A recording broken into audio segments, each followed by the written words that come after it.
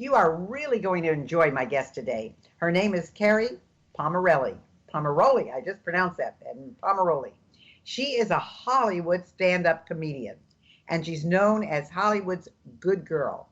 Her brand of clean, family-friendly comedy has been seen on The Tonight Show, Comedy Central, Lifetime TV, ABC Family, CNN Good Morning America, and a lot more. She's authored several best-selling books and has worked with everyone from Jim Carrey to Carol Channing. She is a motivational speaker and a mom of two girls. So welcome, Kerri. Well, thank you, doctor. It's a pleasure to be here. You know, I just saw Carol Channing. I was in Palm Springs, and she lives in Palm Springs. And everybody was making way for a diva. And she was being wheeled in a wheelchair, but she still got that Carol Channing voice and whole demeanor about her. So I'm sure she was a hoot to work with.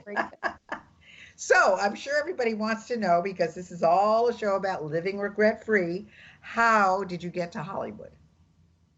In a minivan with my mother and father and everything I own. My mother made sure I went to college first. I said, I want to go to Hollywood. I want to go to Hollywood.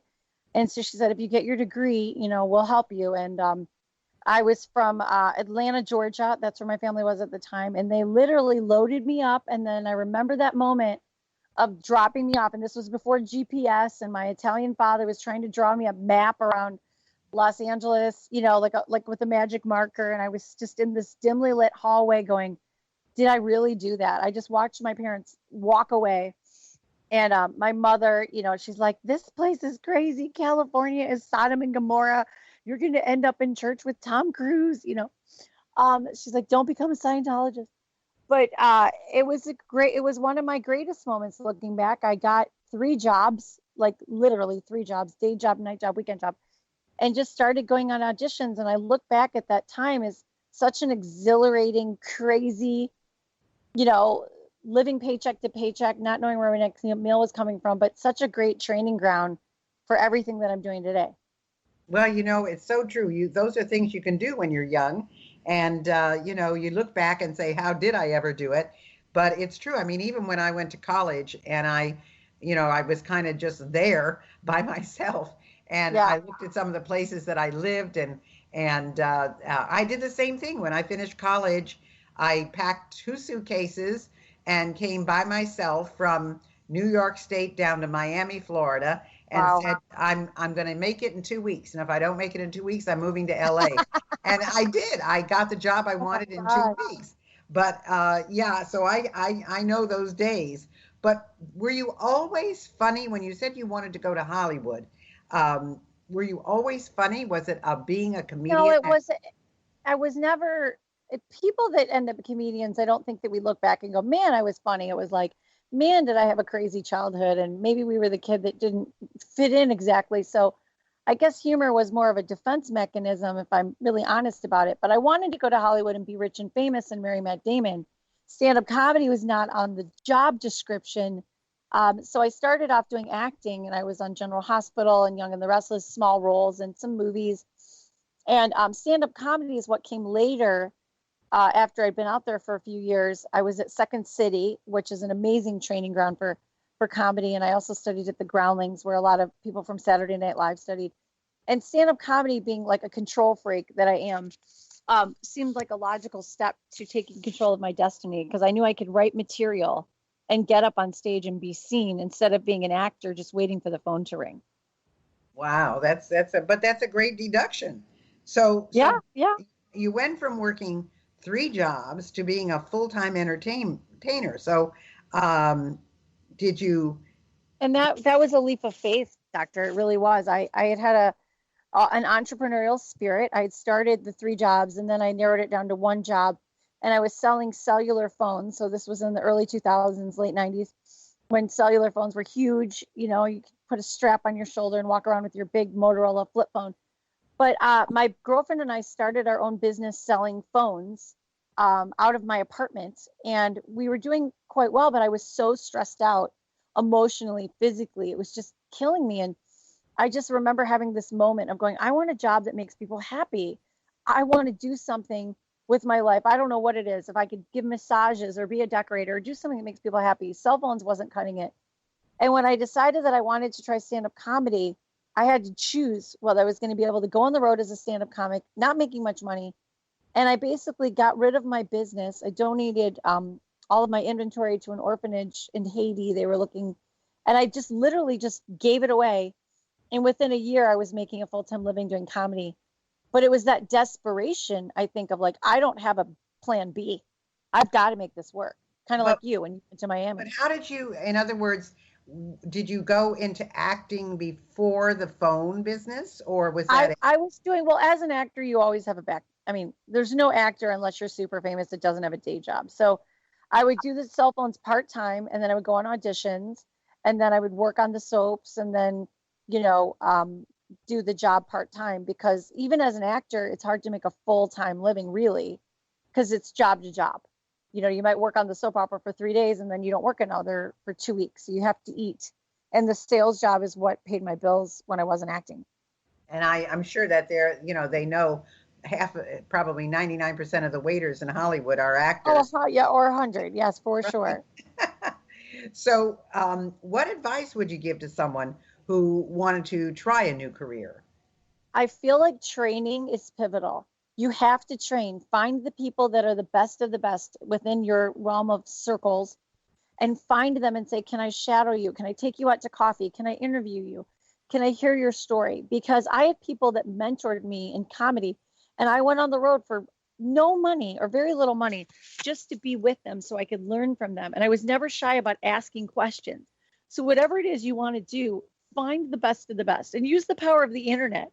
There's nothing you can't study on the internet these days. And I feel like being prepared for when you get that big shot, that big interview, that big opportunity, you need to be prepared for that moment. Well, that's true. That's very true. So what was your area of study in college? My mother loves it. I got a degree in musical theater, which really means, would you like fries or a Coke with that? Well, I'm not sure about that. I know what musical theater is because I graduated from Emerson College in Boston. Oh, I love Emerson. Great. Yes, school. yes, and it was everything about musical theater, and so I'm totally aware of what you did. But it's a great that it's gave a great you career. stage experience, My friends to this day, I've got friends now that have won Tonys, that have gone on to Broadway. It's just such a small percentage. Like the Screen Actors Guild, for instance, we're the only union in America where only 1% of our union members are working at any given time. So Actors Equity is the same statistics. There may be hundreds of thousands of Actors Equity members, but maybe only 2% of them are working because theater is just hard to get paid for it. So, I've learned how to be resourceful. And I think that if you have a dream, I'm not saying you need to go quit your day job to do it, but there's ways to pursue it, on the side. And the thing that I say to people now, they're like, oh, I want to be a comedian. I want to be a comedian. I'm like, are you willing to put in the work? Because it's work. Anything is work, Kerri, if you're going to be good at it. And a lot of people think it's just like, being in the speaking profession. Everybody thinks you just get up and give a speech. Well, there's a whole lot more to it than that. So, and I had, yeah. Interesting that you bring that up. I just joined, the National Speakers Association, and it's the same thing. I had to completely start over. I have 12 years of Hollywood. I've been in front of audiences all my life, but I found the best coach. I found the best training. I trained before I even joined because I wanted to do speaking. I said, I'm going to start from the bottom and I'm going to work really hard before I even say I'm a speaker, because I want to be good if somebody recommends me for something. So there's never a bad time to start over. You can do it at any age or any time, but it's the same mentality of just starting from the bottom and doing the work. Well, you just reinvented yourself again with the Laugh Doctor. So tell us about that. Oh, well, thank you. Yeah, as I joined National Speaker, it was a Speakers Association, as some of your listeners may or may not know. I found that there were a lot of speakers that were saying, man, you're so funny. I wish I could be funny like you. And I said, it's really not that hard. And what I would end up doing is giving these coachings, not just for speakers, but for people that I have a presentation next week and I want to really wow my audience. And with a little bit of help, I was able to help them bring out some content and some stage production and humor. And it turned into people saying, you got to do this more. You got to do this for business. So I started a business called The Laugh Doctor. And I'm helping anybody who has any kind of public speaking or books. A lot of times people were like, I need to write this book. Can you help me make it more interesting or funnier? So I've really had a blast doing that. I've worked with speakers that are prominently successful speakers, and they've said, this is so much fun. I love making my audience laugh. And the subject is not humorous, but you can always find ways to bring in humor. But do you really think you can teach people to be funny? My husband used to say to me, but you're not funny. And I'd say, well, everybody laughs when I'm speaking. They laugh at what I talk about. And, I don't tell jokes, but I tell stories, and they laugh at my stories. And he just never got it, because he really was he had a great sense of humor. And I always said people should hire him to be in an audience, because he would laugh at just about everything.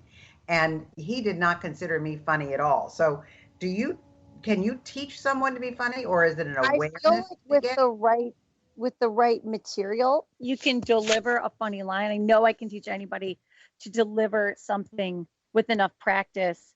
And I don't give them stand-up comedy jokes. I might give them a funny line here and there. Hey, this is a great opening act. I'm in Omaha. Let's talk about Omaha for a minute. Or I'm speaking for nurses. Let's make a joke about how nurses work twice as hard and get half the pay.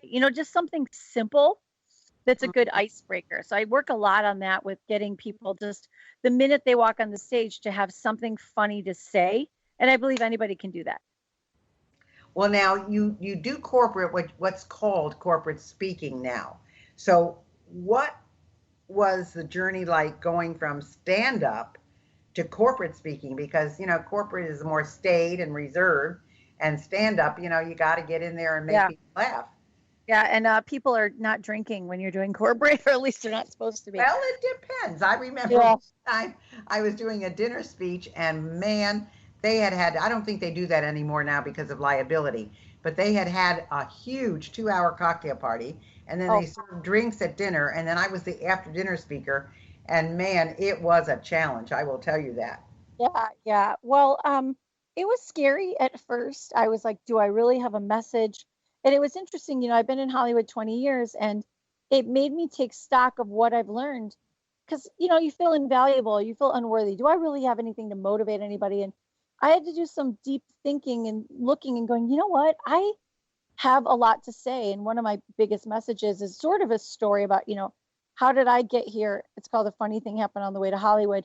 But I can help people say, well, what is your Hollywood? It doesn't have to be, I loaded up the minivan, but everybody's got something that they want to be better at their job. They have a dream inside of them. And it's such a great joy when I have people come up and say, your message really touched my heart. It's a totally different adrenaline rush than doing stand-up, but I really love it. And I've helped people with doing better sales and sales speeches and empowerment. And it's just been a joy.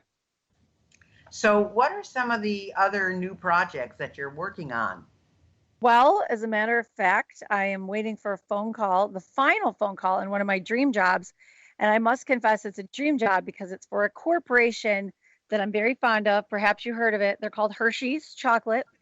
Yes. And yes, they're just doing final contract negotiations, but they're going to fly me to Hershey, Pennsylvania, which is kind of funny because I worked in Hershey, Pennsylvania, doing rock and roll musical shows when I was a teenager. And I would host a baking game show for families. And I am thrilled to be involved with chocolate and a game show. So that just happened this week. And I'm touring nationally. I'm on the road about 40 weeks a year somewhere. If people want to find me on Facebook or Twitter, or follow me on my website, I'm on the road a whole heck of a lot. And I'm also doing a lot of writing. I'm writing some screenplays. And so it's, in our line of work, it's like, depending on the day, what you're doing that day changes drastically, but it's never boring. So you have 2 girls. How old are they? I have 5-year-old Ruby and an 8-year-old Lucy. And Lucy's 8 going on about 25. So and they're comedian kids. Both of their parents are comedians. So you can only imagine what their genetic makeup is like. Yeah. So how do you handle being on the road, especially if your hubby's there too,